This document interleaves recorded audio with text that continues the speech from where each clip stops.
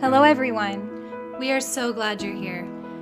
Wherever you are and whatever you're doing, pull up a chair around the table here at the For This Moment podcast. My name is Laura Matthews. And I'm Megan Sternhagen. We're two sisters and Regnum Christi women with a desire to share the beauty of the stories of God's kingdom in the lives of women throughout the world. Our prayer is that this can be a space to inspire and encourage you in your own journey as you walk day by day, responding to the Father who has called you for this moment. All right, we're back. Megan and I took a little month break that was unannounced and unplanned, but I think what happened was Thanksgiving fell on one of our Thursdays, and it just threw us off because we were busy making apple pie, pecan pie, pumpkin pie, and I made stuffing this year. Did you make a new dish this year, Meg? No, but I love Thanksgiving food. I just Great. 100% there for Thanksgiving food always. It's just amazing. I love it so much. Yeah, so we apologize for that little blip in our podcast here, but we're back. Here we are. Happy to be here. How are you doing, Megan? I'm doing good. Yeah, we had a lovely Thanksgiving last week. It was really cool to see you alive in the flesh, In the flesh. in person.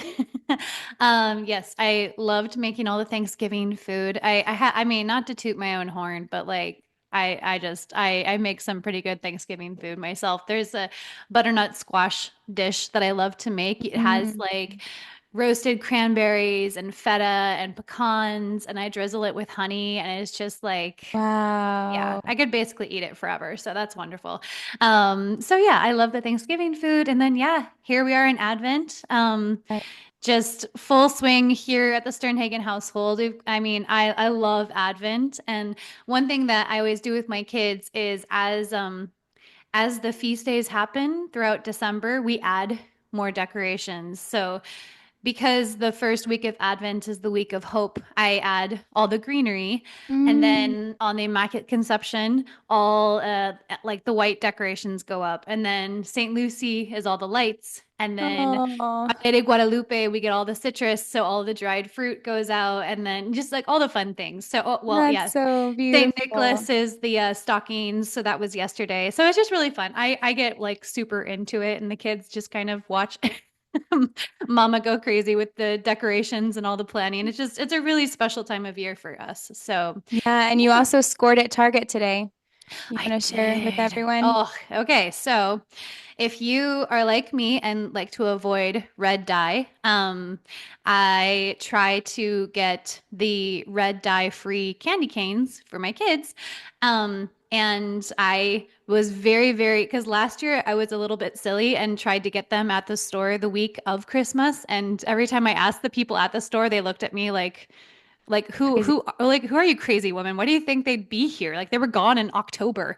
So anyway, Exactly. so I ordered them in August this year. I ordered them Yes. online and then they sold out. So I couldn't get them online. I went to Whole Foods, they weren't there. So I went to Target and it was literally the last box on the shelf. So I snagged it.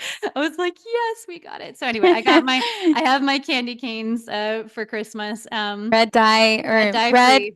dye free. Yeah, that's right. Hmm hmm So anyway, enough about me. Tell me about your travels and your Advent. You've got a ton going on this Well, we Advent. have the very exciting gift that our mom is coming into town tomorrow. So Hmm Pinecrest offers us their beautiful gym to have the Advent by candlelight. And I have never been to it before, but I'm going to speak at it this year with my mom. I'm looking forward to that. So we're really excited. And actually, we're going to do it in podcast style. So that's really hilarious. Like, I'm literally going to interview mom. Are you So going to get a recording of that? we should and put it on the I pod. think we Yeah. should. I think we totally should. We'll give you two episodes since we messed up and didn't give you Bonus one. A episode. bonus Yes. episode for Advent. Yeah.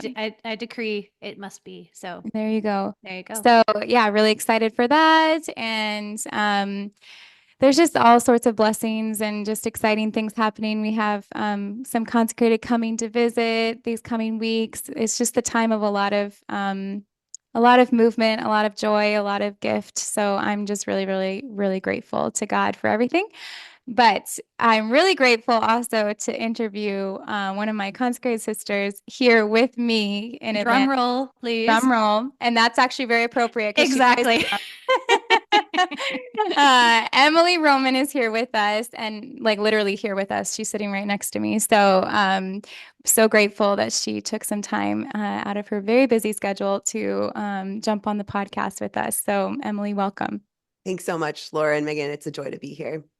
So Emily and I, believe it or not, we were in high school together. So we go way back, way, way back.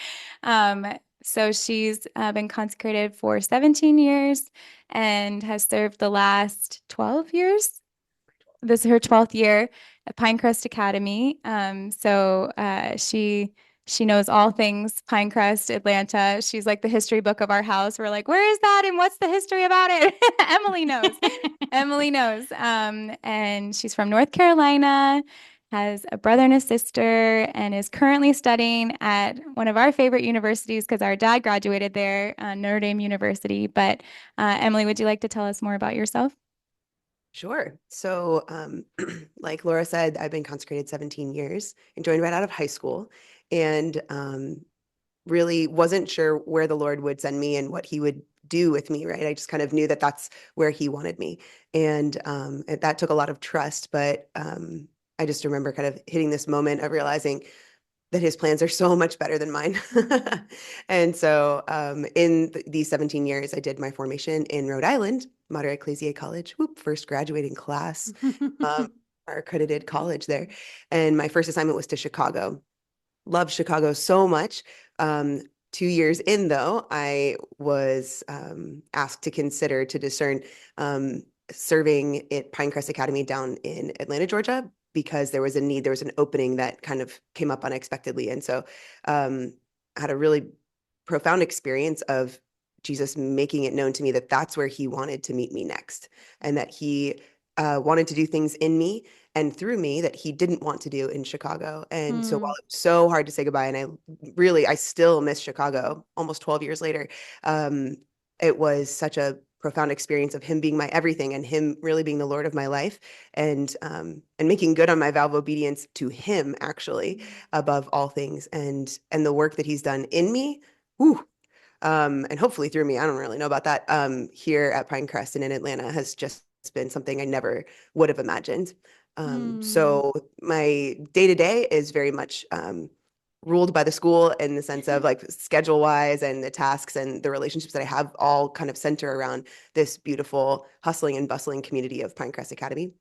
But my two side hustles, one that's faded a little bit in the last year, but are both music and continuing my studies for educational leadership.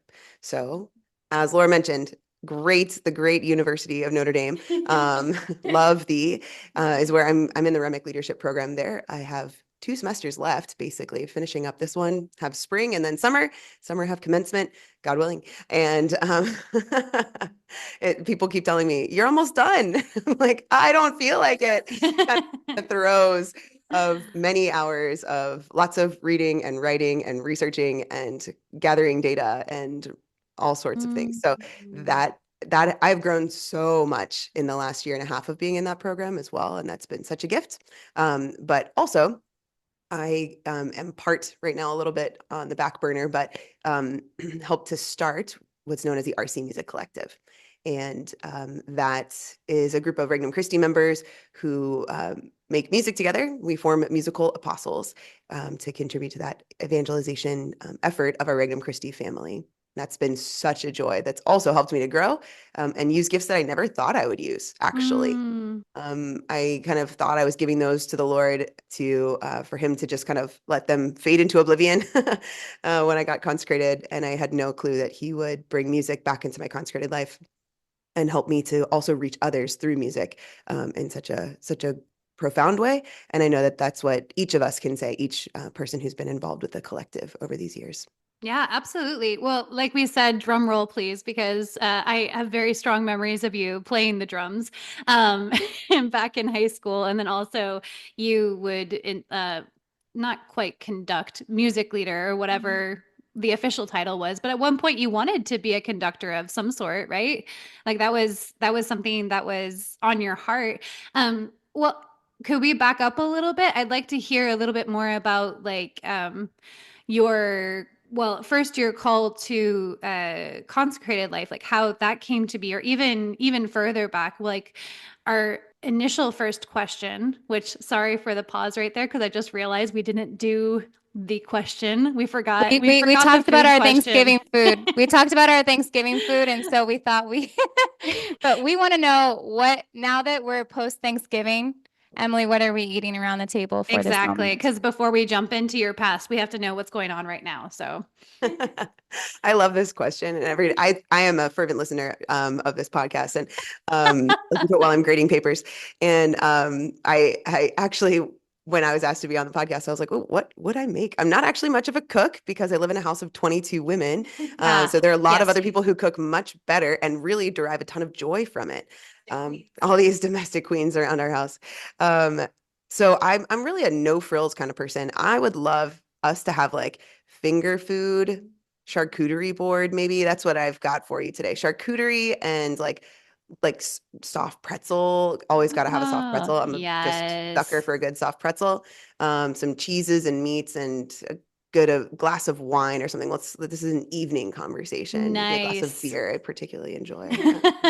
Our Dear. sister-in-law actually makes an incredible soft pretzel. So we'll just pretend that we're having Ella's soft pretzels here. That And sounds I also want amazing. to say last year on Christmas, we had Emily's mom and dad here in the house, and we had that kind of environment going on, everything she just said. Aw, And her dad was making like signature cocktails in the background too. So it was pretty awesome. So I can envision perfectly what's nice. going on right now. So but do you That want to go sounds ahead, amazing. Meg, and say the question again? Yes, now that we've got that settled, Nice, because it's I all think our settled. listeners would all be up in arms if we didn't like know what food we're having, which I say Absolutely. that in jest because I kind of forget sometimes that people listen to this podcast. I kind of feel like I just hang out with Laura and somebody else, whoever happens to be there, and then it just like goes off. So I forget that there's actual listeners out there, until every once in a while somebody will be like, "Oh, I really liked that podcast you did last week," and I'm like, "Oh, you were there too?" Like, that's interesting. So anyway, now that we know what we're eating, my question to you is, when did you first have that deep encounter with Jesus as a person? Not necessarily like when did you feel the call to follow him in consecrated life, but like when did you first encounter him as a true person who truly loved you? I love that question. I think if I am really honest, I would say it was very, very early, like Mm. 2 or 3 years old, like early. It's one of my earliest memories, actually. Was once I was milling around the church with my dad. He was in our music ministry at our church, and surprise, right? Music's part of our family. And Mm-hmm. I was, I think he probably had to like have me with him because, whatever, parents splitting up duties and all that stuff. And I was just milling around the church, and my dad, at the end, showed me. I was kind of curious about this Sacred Heart statue that was in the back of our church. That's still there, actually, that in Northeast Maryland. And he picked me up so I could get a good look. And we just had this moment. I don't remember exactly what he said, but I remember being struck by this image of the Sacred Heart, that his heart, it was on fire and it was bloody and it had all these thorns, and that seemed kind of scary to me. And I remember asking myself, maybe asking my dad, not even sure, right? I was this little person. Didn't it hurt? But then there was this really clear response to me that it was out of love. And he did that for me. And so while that's not like, please don't think that I was like this little mystical saint as like a 3-year-old. Like, no, no, no, no, no, certainly not. My parents called me baby destructo. Like I destroyed everything. I was a terror, but there was this like deep, intimate knowing that Jesus had suffered, and it was for me in a particular way. Well, I have a Destructo in my own house, so I can empathize with your parents. But I think that's beautiful. What a beautiful like that, and even that you remember that. Like I don't think I remember being two. or 3. Like that's a long time ago, but that's beautiful that he spoke to your heart so early. And I think even the question of what is the point of pain, or like that pain could be redemptive, is something that is so complex of a thought. I know, especially for a toddler, like that's incredible that he was able to show you his heart in that way. That's beautiful. Wow. Well, I can't take credit, right? That's definitely him. Exactly. But I think Exactly. more really, I think that sort of maybe faded, but that by when I was in middle school, I encountered ECYD for the first time. Okay. And that sort of seeking that I had in my heart of how do I get to know this Jesus better? How do I make this my own? How do I respond? Was answered on the first ECYD retreat that I had, meeting the consecrated women and being kind of like a little bit perplexed about their vocation, but the way that they spoke about Christ and the way they talked about how young people can be saints, and we learned about Jose Luis Mm. and how the Holy Father is counting on us and that we can change the world. I was just like, yes, let me at him. I just spoke the language of my heart. And so I think that would probably be a more concrete moment of that Mm. sort of fire catching in my heart. The second question we always say is like, obviously there was that first moment of meeting him and encountering him. And I love that it was ECYD and the saints and like setting the world on fire. And it reminded me when I was a little ECYD girl, like it was like the Pope is counting on me. Like I need to be holy because we need to like it was a very like powerful sensation of like I need to respond to this love. I need to Mhm. respond to the world that's in need. So and then obviously now you're consecrated, touching so many lives, but how did you find from the middle school retreat? How did you find Jesus little by little preparing your heart or forming you to be the apostle that you are today? Just like through life circumstances or people he put in your path, that you looking back now, you're like, wow, it was all for a reason and something that he had in mind for my life. So I think that love grows. For some people, there are these kind of like lightning moments, right? And I would say I probably have had a handful of those, but it's in between. There's just so much quiet growth. And when I think about like just what we are like bombarded with in the world today, so much is so noisy, but the good is so quiet. Mhm. And I would say like my growth in that relationship with Jesus was very quiet and very much like even unbeknownst to people who knew me really well. And so I was a rebellious kid and I was getting into trouble over plenty of years. And then these like moments would kind of come up that were really pivotal for me. And I knew I had a choice, and choosing Christ and choosing my faith often surprised people. So don't get any ideas that I was, this like model ECYD member by any stretch of the imagination. Um, but I did stay super involved in ECYD. So we helped to start Challenge in our area, my sister and I, my older sister. And they like met in our room, basically. And that was the first Challenge team in Cary, North Carolina. Um, Mm. and I just kept going on retreats, and I was part of the ECYD Mission Corps. Shout out to all ECYD missionaries of the world, between 8th and 9th grade, which is younger than we really do it now. But for me, that was key. And I needed it to be then. If it was later, I think I would have kind of slid into the public school world, Mm. much harder than I did already. So I was an ECYD missionary in Mexico, and I ended up being the only English speaker, only native English speaker, because of some last minute changes and a girl who ended up not coming. So I was the only American with all Mexicans, and I had so much fun, let me tell you. But I also felt so lonely and homesick in moments that naturally these teenage girls would just forget that there was someone among them that didn't speak their language, right? And so I would just kind of end up in the middle of a conversation and the translation would stop because they just forgot that I didn't understand. And so there were lots of moments there where I just was just desperately homesick and confused and didn't know what was going on. And I was like, wow, I guess this is the mass, because we're sitting and standing and kneeling and the priest is holding the host, but like, I got nothing. I don't know what's happening.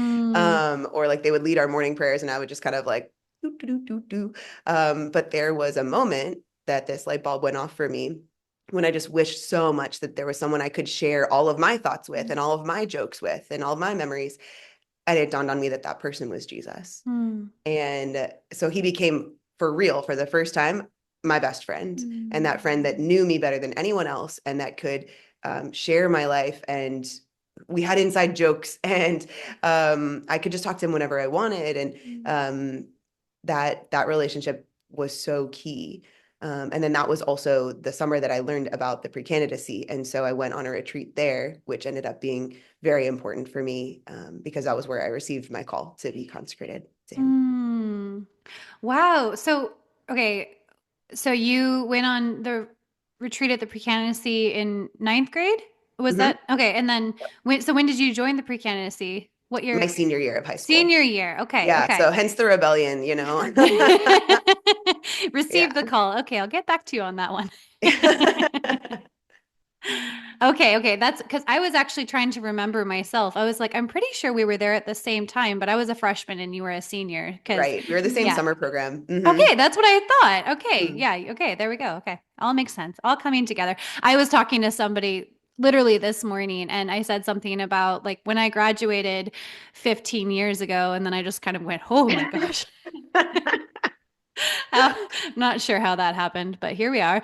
Well, that I was just gonna harken back like to a few minutes ago. I really loved what you said, um, that God is quiet, and I think especially in this time of Advent, that has at least been a theme for me that has come up over and over again in my prayer. In that God God works in the silence. In fact, one of my husband's favorite quotes is St. John of the Cross. He says that God's first language is silence. And I know that, there was so much going on in your lives and like in your life. I'm talking, there's so many things that happen in our lives that it's kind of hard to pinpoint those moments where God is working, but that you're able to remember like that there are some things that are so quiet and so intimate just between you and God that even those who knew you best didn't really know like where he was working. And I think that that's really encouraging and really beautiful that, and even just like an invitation to our listeners to seek God in that silence, like whatever noise is hammering at your door, this time of year, it can come from anywhere. I mean, like I was out at Target this morning trying to find candy canes, and there was at least 10 million people there with me. And I was just like, oh my gosh, this is overwhelming. But that, like, trying to still find him in the silent moments, in the quiet places, I think that could be a really beautiful message. But going forward, so you said you felt the call to consecrated life that year. So then when you were consecrated in the right out of high school, you said, right? Mhm. Okay. So well, you kind of have already given like sort of your apostolic journey of like all the different places that you've been since getting consecrated. But I don't know, how do we want to word that exactly, Laura? Because it's not exactly like you've just been called to one mission. It's like that God called you, and then where do you feel like that relationship with him obviously has deepened in the past 17 years, but like could you speak to that a little bit about maybe that spousal relationship with him, of like that being called to an apostle but as a consecrated woman specifically? Yeah, I love that question, Megan, because I was really touched by her story in Mexico of being this little girl that's like, Mm-hmm. feeling like who knows me or what's happening or I don't understand what's going on. And that's when that deep personal exclusive relationship happened in her heart, right? And Mm-hmm. I guess also like what you were saying about silence, but at the same time too, like allowing people to lean into discomfort and difficulty and struggle and pain. Sometimes we want to take that away from people, or like, if I would have known that another American girl wasn't going to go with Emily, go back 30 years, I probably would have been like, no, okay, let's find her another place in the States or whatever. But, it was Mm-hmm. so pivotal in her life, that suffering or that hardship was really the birthplace of that exclusive love for Jesus. So I love that you just asked the question of the spousal love, because in the end, like all of our mission, all of our apostolate is a response to that love. So yes, I would love to hear more of how she feels that in her life. Mm-hmm. Not to put you on the spot. Sorry. I know we didn't prepare you for that question. Oh man. Wow. I love that question. There's a lot to unpack there, right? And there's like the level that you share on a podcast, and then there's like Sure. as one of the members of our community says, the secrets of the king, right? But I would say that's one of the things that I just hope that I can share with everyone that I meet and that I know, is just how completely and totally fulfilling it is to belong fully to Christ, if that's what he's calling you to. And I think there's so much fear in young people, in young women that I know, of having that hole in their heart because, whatever, maybe they feel called to marriage, but they never find the right person, or they're, even in a married relationship, and they're like finding these holes in their heart and like certain things that their human spouse is not fulfilling them, right? And you're like, well, yeah, definitely, they're not supposed to, right? Too much pressure. Don't put that on another human being. God is the spouse of everyone's soul, and so that's something that has taken on a deeper meaning for me over many years. But for me, as I've discovered, that it really was this struggle of giving up that security of a human spouse, and kind of grappling with the different cycles of letting that go, and being totally fine and fulfilled and on cloud nine, and then like, oh, actually this is hard, and then back, kind of back up the mountain and then back down the mountain, many times with the Lord. But I can only say that I just get happier. Like, I feel like a broken record, because anytime someone asks me about my vocation, like, that's all I can say. And if I had imagined how fulfilled I would be as a spouse of Christ, as a consecrated woman in Regnum Christi, I would not have fought it the way that I did, because boy, did I fight. But the joy and the fulfillment is just so real, and I can't imagine not having that in my life. I forget what event we were going to, or somebody was going to go to. And I remember Emily in the kitchen being like, what? Like, just talking to tons of people about the beauty of our vocation? Are you kidding me? Like, sign me up, So definitely I can attest to that joy that permeates her life and that oozes out of her, and is like very clear that she is a very fulfilled, happy woman, given to Jesus, So, and she spreads that too, in the school and also in her music. So I don't know, Emily, if you could also share with our listeners, like, you have two very beautiful, I guess, avenues to spread the love of Jesus: music and also the schools, and maybe just like share two highlights or stories about what that is, or what that means to be a consecrated woman that evangelizes through education and through music. All right, thanks. Great question. So, I mean, education is a little bit more front of mind, so that story comes to me first. I just think about the joy of being with being with young people every day as they're going through it. I mean, I teach 8th grade right now, and I do have so much fun with them. Like, they crack me up so much. And I've had students or like alumni that I've known when I met them as middle schoolers, right? And accompanied them through high school, through college. They're now out of college, and they're in these kind of crossroads of their life. And they'll just say something that you kind of always hope is planted in them, right? Ooh, I'm getting a little emotional here.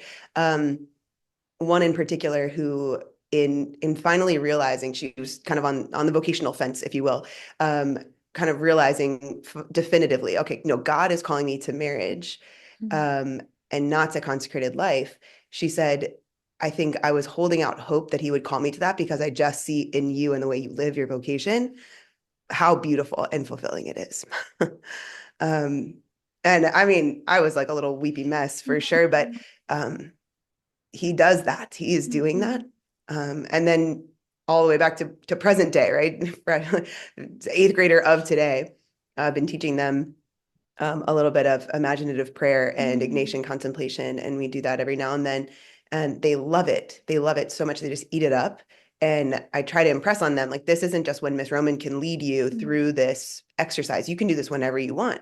And kind of trying to, launch them into their own prayer lives a little bit.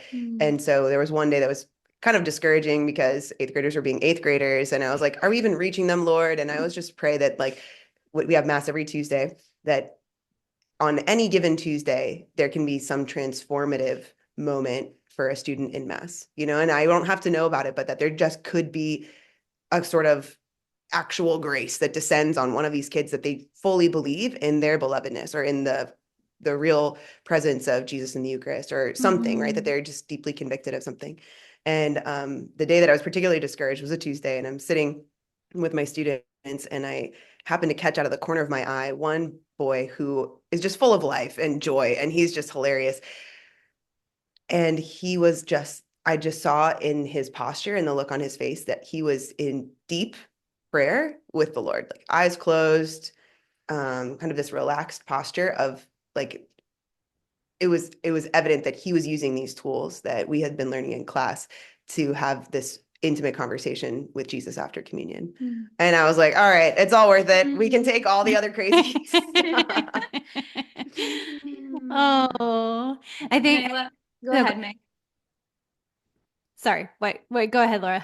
I was just gonna say, I love how, like, the stories that you shared, Emily, you were a little middle school girl, like an eighth grade girl, or, just, in those little moments. And maybe the Consecrated or other people were like, we don't know if anything is catching with this kid. but there you were, like, learning very deep prayer and union with Jesus. And so I just think that's so cool, like, the full circle of that in your life, that, you were in eighth grade when that moment happened in Mexico, and now being in front of eighth graders, knowing that there's little seeds that are being planted and transformative things happening below the surface that maybe you'll never see in this lifetime, but knowing that you're the one with the Lord planting those seeds is just so beautiful. So thanks. Thanks for drawing that connection. Hadn't really thought about that. Yeah, exactly. I hadn't thought about that either. But I think what I was going to say is, so bear with me. Sometimes I have a thought and it's just a tiny thought, and then I have to, like, think it out loud. I was thinking of what you were talking about when you were saying, like, walking through somebody's discernment to consecrated life and her holding out hope. Because I was that person, so much so that I was in candidacy for a year, just being like, come on, God, like, you really do want this, right? Like, we just let my will be thy will, type experience.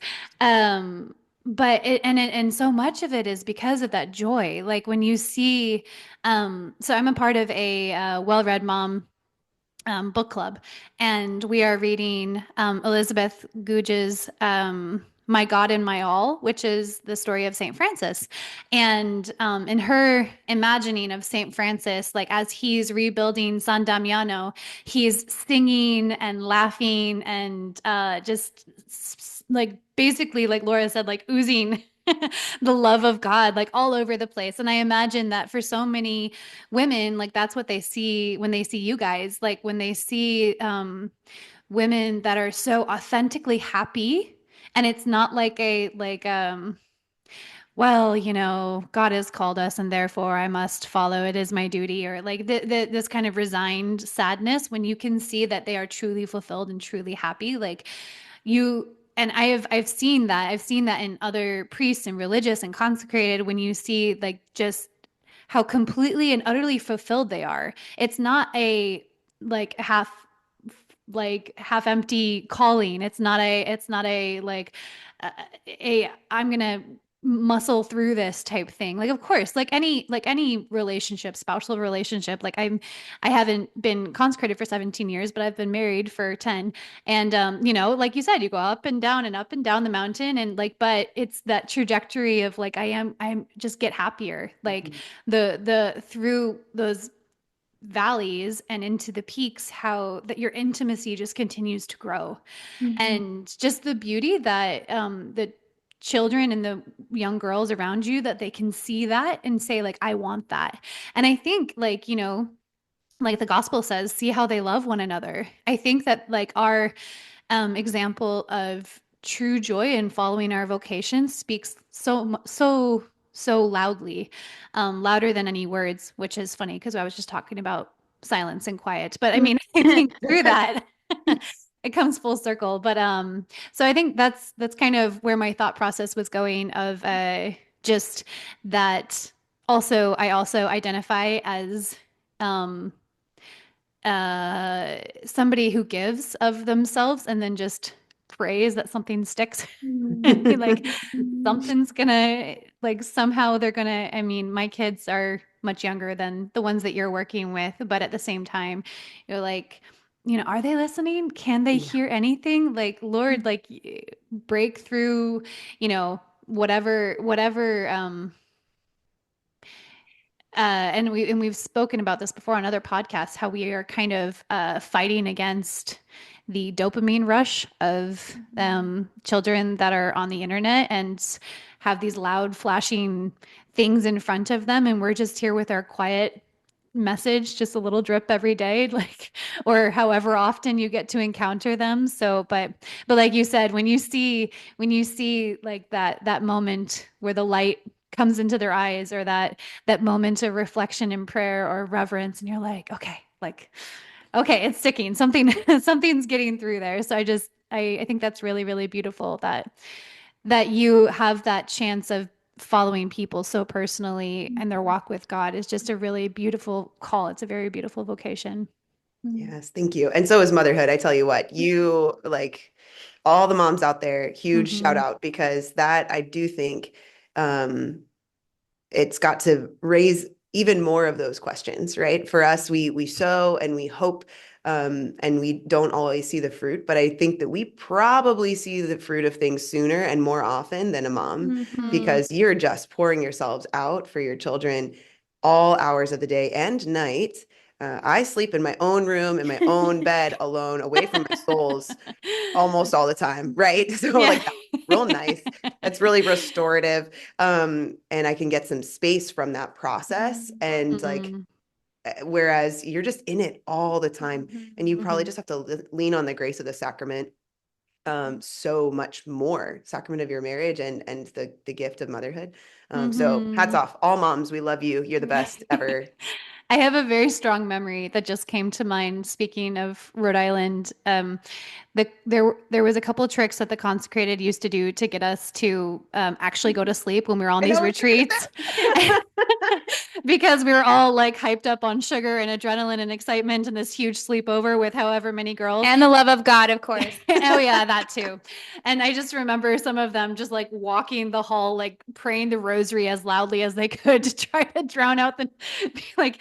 And I loved that, like falling asleep listening to it. Actually, like when I have had some of my worst nights of motherhood, I just kneel on the floor and I pray the rosary out loud. And a lot of it is because I remembered that from like falling asleep at a retreat where I'm like shaking because I'm so excited about everything that's happening. And the Consecrated just calmly praying the rosary. So, like, when my kids had a stomach bug like 2 years ago, I did that for the first time and they all fell asleep so fast and so silently and so peacefully. And I was like, wow, I need to keep doing this. This works really well. But, I also, yeah, sorry, I know I'm talking a lot, but the other thing that came to mind, there is an incredible song by, oh my goodness, Danielle Rose, and it's called Monastery, and she talks about how drop by drop, um, a mother's martyrdom is pouring out your body, like, and your soul to your children daily, and that this is um our call, our vocation is like, this is the cloister sort of our lives, is to be giving ourselves to our children. And while, yes, I know that you guys most of the time, unless you're leading a retreat of a bunch of crazy little girls, will be sleeping through the night. But that doesn't mean that your spiritual children aren't also with you on your hearts. Like I know at least from my experience with Laura, like she carries her spiritual children right there under her heart constantly. She's praying for them. She's thinking about them. She's offering sacrifices for them. So like, while you don't have to get up to like take care of a child in the middle of the night, I'm sure that your children are still there with you. Definitely lose sleep over souls for sure. Yes. And the Lord does, he takes us at our word too. And I know many of my sisters who have a pretty habitual wake up in the middle of the night to pray for those souls entrusted to them. So yes, definitely different though. Don't have to get out of my warm bed necessarily. But yes, that's amen to that. Amen. So I know I really admire your love for your mission of schools, and so much so that you wanted to study at Notre Dame, Catholic education. And I just really have been like, wow, this is someone who is so convinced, like you said, of the power of working with young people. And I know I've said this on other podcasts, but I just loved at the Eucharistic Congress, I think it was, that they said, young people, you are not the future of the church, you are the church. And I just felt like, wow, yeah, there's such power in working with the young and those that are coming up and to build the church, like you said, St. Francis building San Damiano, right? Like they are the ones, hopefully joyfully and with this testimony building the church. So, but I also wanted to hear your heart a little bit about the evangelization through music. So maybe we haven't had an RC Music Collective member on the podcast yet. So I know there's many in your Happy Mary band, but wondering if you could share a little bit about that and how the Lord has come full circle as well. Because you said your dad was into music, and I just think that's really cool that you've been able to carry that on, that family tradition. Thanks, Laura. Yeah. So the RC Music Collective sort of just kind of came to be on its own. The Holy Spirit has his way of doing these things. I think anyone who's been involved in Regnum Christi knows that there are a lot of incredibly talented people on so many planes in our spiritual family. And I often zoom out and just say, it is not normal to know this many talented people. Like this is above the average amount of just like sheer talent. And so music was one of those things that for a lot of years we had this sense among us. There's something that God wants to do with Regnum Christi through music, and we just don't know what it is. We're trying to wait and find out. Like, Lord, tell us.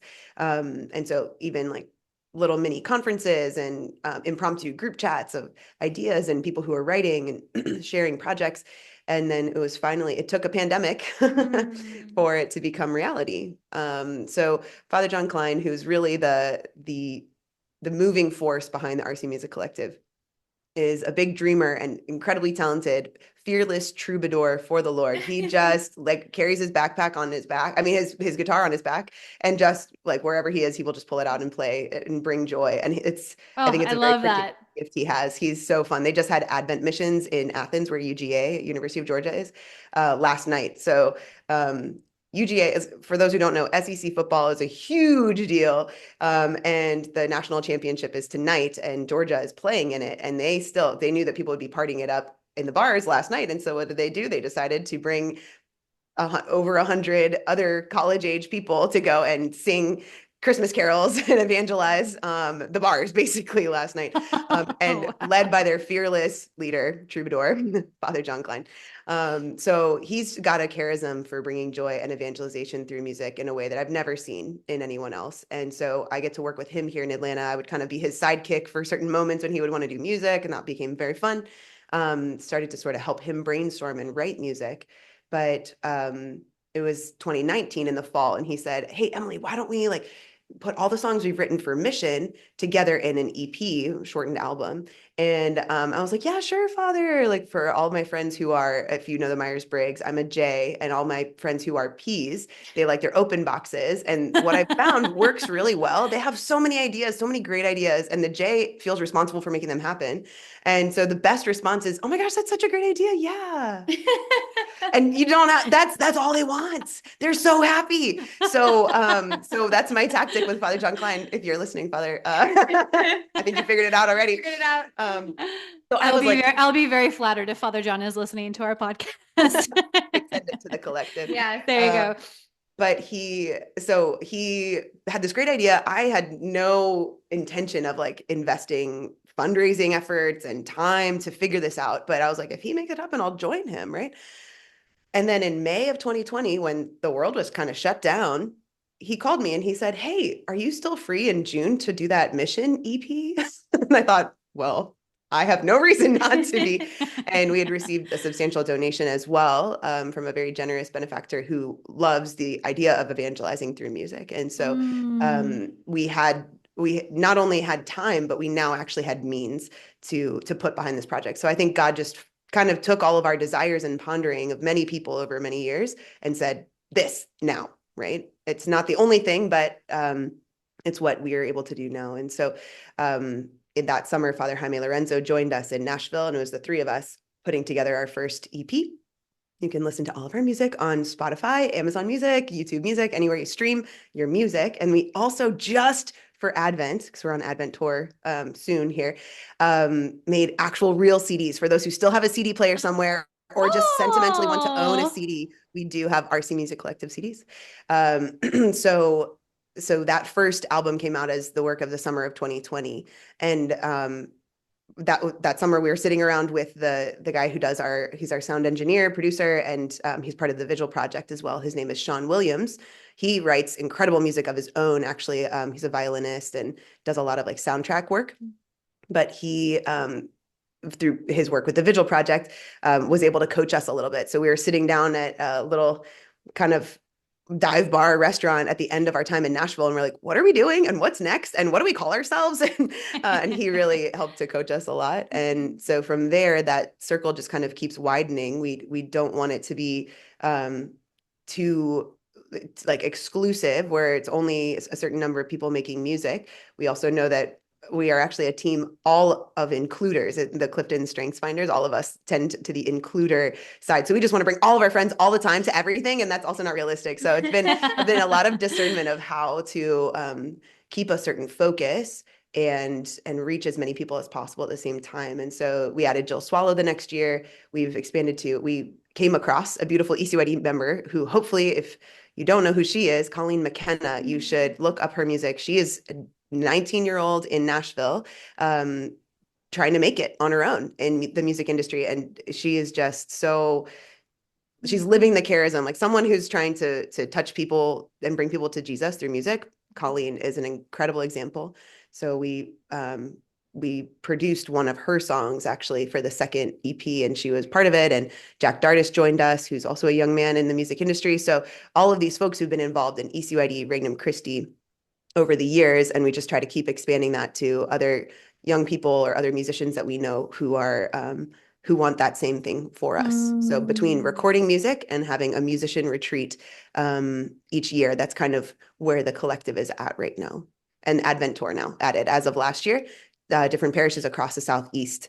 And this year we're coming to Atlanta, and I'm going to be part of it, even though I've been too busy to be part of it for the last year and a half with my master's degree. I'm going to join them for their time in Atlanta at the end of December. That is so cool. I really do. I'm so moved by my brothers and sisters that are just like, let's do it. Let's go. Like, let's go to Nashville. Let's start it. Let's just, because sometimes you can be like, oh, there's already so much music and noise and whatever. And it's like, no, there's something that God has blessed us with, and we have a mission, and let's go for it. So we will make sure to put in the show notes all of those links to the RC Music Collective. But I have, I guess, question, just a simple, like, do you have a favorite song, Emily, from your RC Music Collective days? Well, I think as each one kind of comes out, you're like, oh no, this one's my favorite. No, this one's my favorite. And I think for a different reason each time, each one takes on a special meaning. The one that comes to mind when you say that, well, kind of two tied. But I would say from our first EP, just because that summer was also really pivotal for me spiritually. And so those songs, I kind of had them rolling around in my head while I was on my 8-day silent retreat, and received a really important grace in that week. And those songs are tied to that for me. And so then I got to go and record them right after, literally left my retreat and like got in the car and drove to Nashville. And so those songs are very tied to those graces for me. So I can't deny that they are my favorite, even though musically I would say there's some other ones that are maybe more advanced, but those songs are All of Me and So in Love. Those two mean a lot to me personally.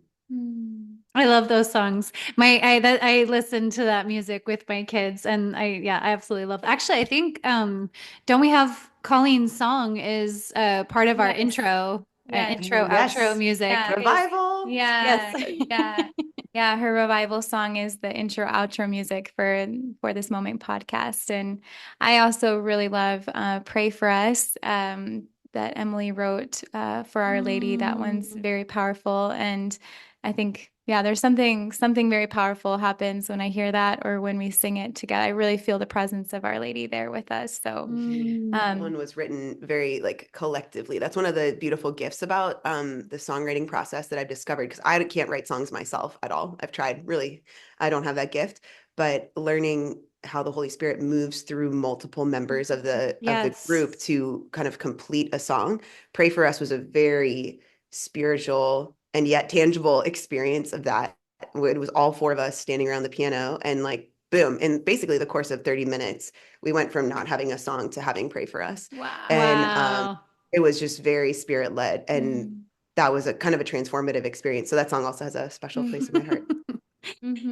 Wow, that's beautiful. Yeah, one of my kids' favorites is the "Where You Welcome Me," or I think that's where it's called. Is that No what Other it's called? Heart. No Other No Other Heart. Yeah. No, it's beautiful, absolutely beautiful. Well, and it's beautiful, like you said, you gave you gave all of that up, quote unquote, like you gave it away, to follow Christ, and in that generosity, he turned around and gave it back to you in a way that you weren't expecting, which I think is really beautiful. And I think there's like, it continues to be purified, right? Because if it was the way that I had kind of anticipated this trajectory, well, obviously it would even be a different genre. Like I was a band nerd. I wanted to be a band teacher. I was a percussionist, classically trained, like, kind of down on that route. But this opened another kind of category for me that's been so life-giving. And within that, it's drawn me closer to the heart of Christ so much. And it's been such a vehicle for evangelization. And at the same time, you still have to check your own pride and vanity and all of that goes into it as well. So that's been a really beautiful thing to even share among our team, to kind of be accountable to each other, to say like, hey, okay, actually, I think I need help with this, or reel me in here, because that's it's a place of a lot of vulnerability as well to share your music. And so it's created this closeness among our team that's been really powerful.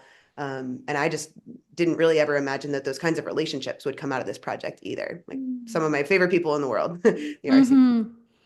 I think it's a really beautiful testimony of the family of the church, and how like it's never just like one person against the world. Like you guys are all, and how you said like I couldn't imagine like writing or like how, but all together, it came forth. It just spilled out of you. And I think that that's really beautiful, is that all the different, it's like, I mean, this is a cliche, but the bouquet of flowers, or like the threads of a tapestry, or whatever, just the beautiful intermingling of all the different gifts that come together to make something so beautiful and wonderful.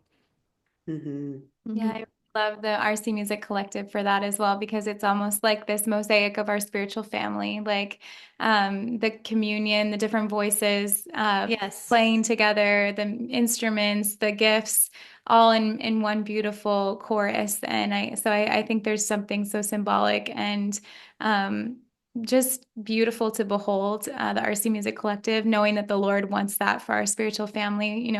As Regnum Christi members, we have 4 vocations: the consecrated men, consecrated women, legionaries, and lay people. And we're not supposed to be these little siloed realities. We're supposed to be like a song together. So I really do appreciate and thank God for the RC Music Collective for that. Yeah, for that testimony. Well, I don't know about you, Megan, but I think we could talk to Emily for like 3 hours. I know. So sometimes people are like, "Wow, like Laura, your podcasts are long." I'm like, "Guys, have you listened to Pints with Aquinas?" I mean, he goes on sometimes for 3 hours, and like Megan and I could do it. We could go on for 3 hours. We are quite capable. So, Believe you me. But I just have at the end of this conversation a lot of gratitude in my heart for this sister that's sitting next to me and who sits next to me in the chapel and is my my prayer buddy there. And I guess I'm just deeply moved of the gift that the podcast is for me to hear people's hearts and what goes on in the depths. Like I love that secrets of the King, right? That obviously there's things that are for him alone, but I just thank him for this little opportunity on a Saturday afternoon to hear a little bit of my sister's heart. And yeah, I hope it encourages our listeners as well. If you have somebody in your life, not to take them for granted, sit down with them, pour a glass of wine and charcuterie board or something, and yeah, take the intentional time to ask about people's hearts, because I think there's always more and there's always just so much beauty to behold. So that's what I'm grateful for at the end of this. Yeah, I'm incredibly grateful for the gift of your vocations, and also the gift of that sorry, my kids are all decided to come running up the stairs at the same time. The gift, what is that word? Or it's like your accompaniment that spiritually or physically with the children in your classrooms, or praying for your spiritual children. I think there's so much power to that testimony of your lives, the joy, and the also just the prayer, the power of prayer. I'm so grateful for your lives and your vocations and your testimony of joy in following our Lord. I'm very, very grateful for that. I'm grateful for this podcast. This is such a great kind of gathering space, I think, for women to listen, for the whole spiritual family, really. But just like the complementarity of vocations is evident here. And also, I'd say in the RC Music Collective, I think that we can build up, we are building up the church by being who we are. And, kind of St. Catherine of Siena-esque, right? If you are who you're meant to be, you'll set the world on fire. And this kind of mission that God calls us into, I'm just so grateful for, because it gives us this family as well. And this idea of being sent, but not sent alone, is something that's just really filling my heart right now. I love that. Sent, but not sent alone. So we hope that this podcast has blessed all of our listeners as we begin this Advent season. We're praying for all of you and we're grateful for you. And we hope that wherever you are and in whatever capacity you are serving the kingdom, that you feel supported by our love and our prayers. So God bless you.